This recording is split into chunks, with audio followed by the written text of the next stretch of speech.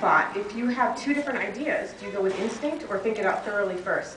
That's happened to me several times. Actually, I have a story I'm working on now where I am just torn between two endings.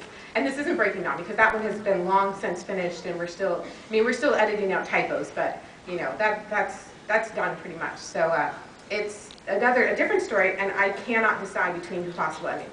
And a lot of it is you have to think it out really carefully and think, okay, if I go this way, this is what it's going to sound like, and this is what it's going to feel like.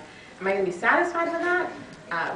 But is this way too much? You know, is that over the top? And in the end, you have to go with instinct. But you do have to think things out, because every now and then you'll be writing, and if you haven't thought things through, you'll hit a point where you realize that it's impossible to do whatever it is you were trying to do. You've just written yourself into a corner.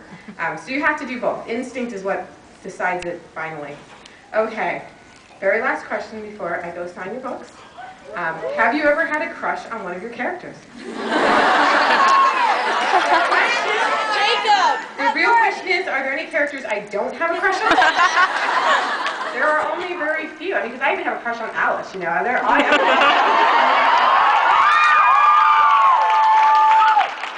it's hard to say. Generally, yeah, I can't write someone being in love with someone else, especially when you're writing from first-person perspective, without falling in love with them yourself. So it's a really hard thing to step away from the computer and realize they're not real.